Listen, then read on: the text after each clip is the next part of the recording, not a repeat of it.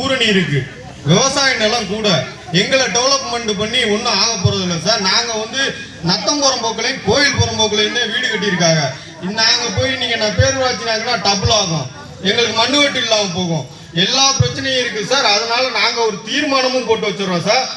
L K பிரச்சனையை நீங்க சரி பண்ணி விடுங்க சார். 3 கிராமத்திலையும் இருக்கு. நீங்க சொல்ற மாதிரி 100% பேரூராட்சியாக வாய்ப்பே கிடையாது. ரெண்டாவது, உங்களுடைய இந்த பிரச்சனைக்கு நீங்க வந்து உங்களுடைய டாக்குமெண்ட்டையும் எடுத்துக்கிட்டு தபாலையும் எழுதிக்கிட்டு வாங்க. நம்ம கலெக்டர்கிட்ட அப்பாயின்மெண்ட் வாங்கி நமக்கு அங்கேருந்தே ஒரு ஆய்வு அலுவலர் இது பண்ணுவாங்க. அவங்க வந்து நேரடியாக ஆய்வு பண்ணிட்டு அதுக்கேற்ற மாதிரி எதா இருந்தாலுமே பேசுறதுனால தீர்வு கண்டிப்பாக கிடைக்கும். எவ்வளவோ பிரச்சனைக்கு தீர்வு கிடைக்கும் போது இதெல்லாம் நம்ம கண்டிப்பாக தீர்வு கிடைக்கும். அது மாதிரி பண்ணி கொடுக்குறோம். கண்டிப்பாக சார். நான் ஒரு வரலாறு சொல்லிடுறேன் சார். நம்ம இன்னைக்கு நம்ம சுதந்திரம் பெற்றதே வந்து 1947 ஆகஸ்ட் 15 அன்னைக்கு சுதந்திரம் கொடுக்க போகும்போது நம்மளுக்கு சுதந்திரம் கொடுக்க போகும்போது மவுண்ட் பேட்டன் கூப்பிட்டு நேருவை கூப்பிட்டு, நான் இன்னைக்கு உனக்கு சுதந்திரம் கொடுக்கலாம்னு நினைக்கிறேன், உங்க நாட்டை நான் உங்கள்கிட்ட ஒப்படைக்கலாம்னு நினைக்கிறேன், நீ எப்படி வாங்கிக்க போறேன்னு சொல்லி ஒரு அவர்கிட்ட கூப்பிட்டு நேருகிட்ட பேச. நேரு, நான் கொஞ்சம் குழப்படியா இருக்கேன், இதை நான் காலையில படித்தேன், இதை நான் உங்கள்கிட்ட சொல்லணும்னு ஆசைப்பட்டு சொல்றேன். நான் கொஞ்சம் குழப்படியா இருக்கேன், நான் இதை கன்சல்ட் பண்ணிட்டு வந்து நான் சுதந்திரத்தை வாங்கிக்கிறேன் அப்படின்னு சொல்லிட்டு ராஜாஜியை வந்து கன்சல்ட் பண்ணதா ஒரு படித்தேன். நான் படித்ததுனால நான் இதை வெளிப்படுத்துகிறேன். ராஜாஜி வந்து கவலைப்படாதீங்க நேரு, நம்ம தமிழ்நாட்டில் பொறுத்தளவு ஒரு மன்னர் வந்து ஆட்சிக்கு வரும்போது குருமார்கள் ஓதுவார்கள் முன்னிலையில் நம்மளோட ஒரு கோல், அந்த செங்கோல், அதை வாங்கி பதவி ஏற்றுக்குவாங்க. அது மாதிரி ஒரு நிகழ்வு உருவாக்குனா நம்ம வந்து சுதந்திரத்தை வாங்கினதா நினைச்சுக்குவோம் அப்படின்னு சொல்லி ஒரு ஐடியா சொல்லியிருக்காப்ல. அதுக்கு நேரு வந்து நீங்க ராஜாஜி நீங்களே பார்த்துருங்க அப்படின்னு சொன்னதான் நம்ம பார்க்கல, நம்ம சின்ன பிள்ளைங்க கேள்விப்பட்டதை தான் பேசுறோம், சொன்னதா கேள்விப்பட்டோம்.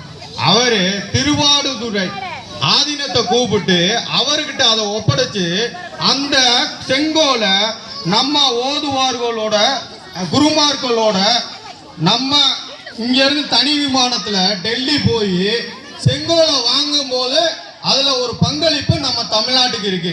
அப்படிப்பட்ட குடியரசு தினனால நல்லபடியா நடத்தணும்னு சார் நீங்க சொன்னது எல்லாத்துக்கும் ஏத்துக்கிட்டு ராமசபையை நல்லபடியா முடிச்சுட்டு போறேன் சார். நீங்க அதே மாதிரி எங்க எல்கைய சொல்ல சார், பிடிஓ சார், நீங்க அதிகாரி வந்திருக்கிறது எங்களுக்கு ரொம்ப சந்தோஷம் சார். அதே மாதிரி சொல்ல நீங்க 10 பேரை கூட்டிட்டு வரேன் சார். எங்களுக்கு அந்த விஷயத்த கூட்டிட்டு போய் உங்களுக்கு தெரியுமே என்ன நடந்திருக்குன்னு நீங்க விசாரிங்க. எங்களுக்கு ஒரு டீம் போட்டு எங்கோட்ட இடத்த எங்கள்கிட்ட கொடுத்துருங்க. பேரூராட்சி எங்களுக்கு தேவையில்லை. அதாவது இப்போ தலைவர் சொன்ன மாதிரி நம்ம வந்து கலெக்டர் அணுகி நம்ம இதை விரைவில் வந்து இதுக்கு தீர்வு பண்ணுவோம். ரெண்டாவது வந்து இப்போ ஒரு ஆசிரியர் வந்து மாணவர்கள்ட்ட போகணும்னு வச்சுங்க, அவர் பல இதை ரெஃபர் பண்ணி படிச்சுட்டு போய் தான் சொல்லுவார். அதே மாதிரி தலைவர் வந்து இன்னைக்கு பல கருத்துக்களை சொல்லணும்னு நல்லா படிச்சுட்டு வந்திருக்காரு. அதுக்கே என்னுடைய வாழ்த்துக்கள்.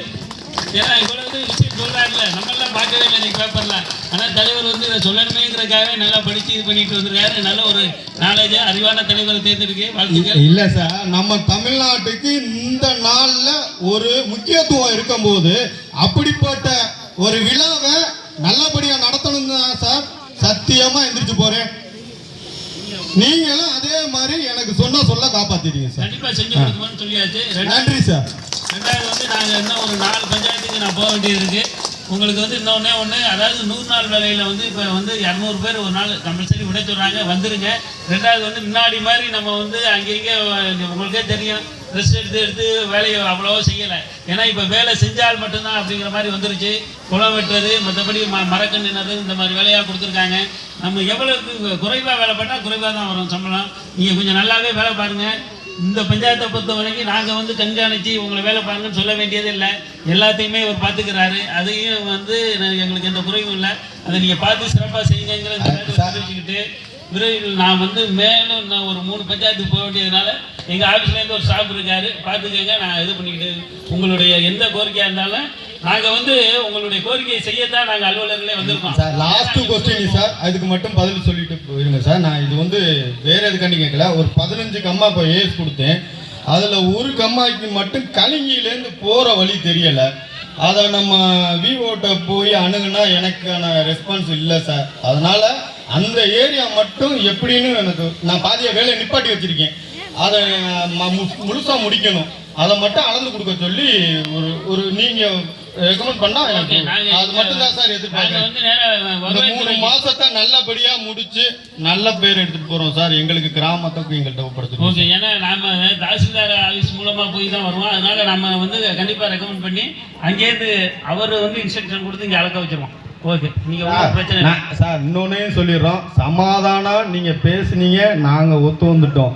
அதுக்காண்டி நாங்க தோத்து போகல சார். நாங்க யாரும் தன்மானத்தை இழந்துட்டு எந்த விஷயத்தையும் விட்டு கொடுத்துட்டு போல சார். எங்களுக்கு ஒரு தீர்வு கிடைக்குமாங்கிறக்காண்டி தான் பண்றோம். நீங்க இதை அசால்ட்டா விட்டுறாதீங்க. எங்களுக்கு 3 மாசம் இருக்கு எலெக்ஷன் வர்றதுக்கு. அதுக்குள்ள நீங்க ஒரு முடிவு எடுத்துருங்க. அவ்வளவுதான் சார் நான் உங்கள்கிட்ட எதிர்பார்க்கறது.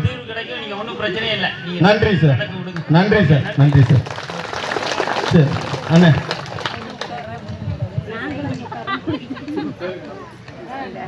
பார்த்து கிடைக்காதுடா.